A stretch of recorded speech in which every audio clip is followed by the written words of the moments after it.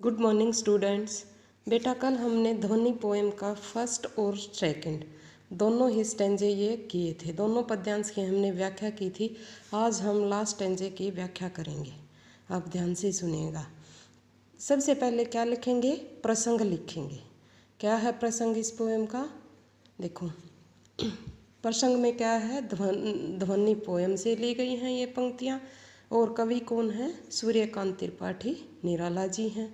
देखो, पुष्प पुष्प से तंद्रा लस आलसा खींच लूँगा मैं, अपने नवजीवन का अमृत सहर्ष सींच लूँगा मैं। द्वार दिखा दूँगा फिर उनको, द्वार दिखा दूँगा फिर उनको, है मेरे वे जहाँ अनंत, अभी न होगा मेरा अंत। हमने इस पोएम में ऊपर वाला फर्स्ट और सेकंड दोनों ही जो पद्यांश पढ़ा था, फर्स्ट वाले में कवि का क्या भाव था? आशावादी स्वर था। सेकंड वाले स्टेंजे में क्या था? लोक कल्याणकारी भावना कवि के मन से प्रदर्शित हो रही थी। अब जो ये थर्ड स्टेंजा है, इसमें भी लोगों की भलाई का जो स्वर है वो मुखरित हो रहा है। इन पंक्तियों के द्वारा भी कवि ये बताना चाहते हैं कि मेरे जीवन में जो सुख आए हैं, उन सुखों को मैं अपने तक सीमित न रखकर मेरी तरह जो दुखी इंसान हैं, जिन मनुष्यों के जीवन में दुख आए हैं और वो निराश और हताश हो चुके हैं, उन निराश और हताश लोगों के जीवन में मैं एक नई आशा की किरण जगाना चाहता हूँ। अब इसकी हम व्याख्या करेंगे। पुष्प पुष्प से तंद्रा लस आलस्य खींच लूँगा मैं। यहाँ पर कवि निराला जी कहना चाहते हैं, कवि निराला जी कहना चाहते हैं कि जो प्रत्येक फूल है वो किसका रूप है? एक नवयुवक का रूप है। फूलों को किसका रूप बनाया गया है? नवयुवक का रूप बताया गया है।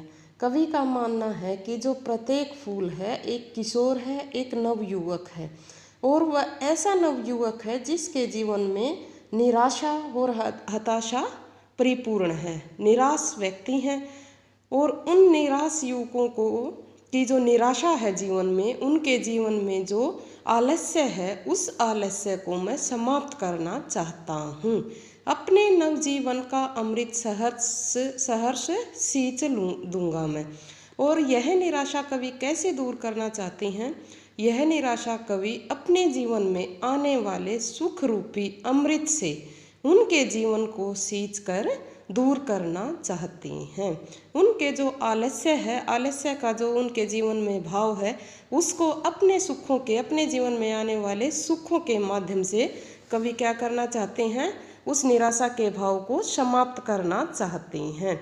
कवि का मानना है कि जिन लोगों के जीवन में दुख ही दुख हैं, उन दुखों को मैं दूर कर दूंगा। अपने जीवन में जो अमृत रूपी सुख आया है, उस सुख के माध्यम से जो निराश और हताश युवक हैं, उनकी निराशा को, उनके जीवन में छाए आलस्य को मैं दूर कर दूंगा। द्वार दिखा दूंगा फिर उनको। ऐसे निराश और हताश युवकों को मैं नवजीवन का द्वार दिखा दूंगा। उनके लिए खुशियों के मैं द्वार खोल दूंगा। हे मेरे वे जहाँ अनंत, क्योंकि वो भी मेरे ही जैसे हैं, वो सब मेरे हैं। अनंत समय तक जिन्होंने दुखों को भोगा है, अभी न होगा मेरा अंत। कवि को विश्वास है कि उनके जीवन में अभी खुशियों का संचार हुआ है। उन खुशियों का संचार जो हुआ है, उससे कवि में ये आत्मविश्वास आ गया है। यह आत्मविश्वास उनके जीवन में आ गया है कि मेरे जीवन का अभी अंत हो ही नहीं सकता है। अर्थात ये उनका अंतिम समय नहीं है, उनकी मृत्यु अभी निकट नहीं है। अभी तो निराश और हताश लोगों के जीवन में भी जीवन को भी उन्होंने नवजीवन प्रदान करना है। ऐसे युवक जो अपने जीवन काल में दुखों को भोग भोग कर आलसी हो गए हैं, निराशी हो गए हैं, उनकी निराशा को मैं दूर करूंगा, उनकी हताशा को मैं दूर करना चाहता हूँ। इस प्रकार फर्स्ट और सेकंड स्टेंजे की भांति इसका भी इस स्टेंजे का भी अपना एक अलग से भाव है। और वो भाव क्या है कि हताश और निराश नवयुवकों में नई आशाओं का, नए साहस का, नवजीवन का कवि यहाँ पर संचार करना चाहते हैं। इस प्रकार ये फर्स्ट पोएम हमारी कंप्लीट हुई। इसकी व्याख्या, सहप्रसंग व्याख्या मैंने आप लोगों को करवा दी है।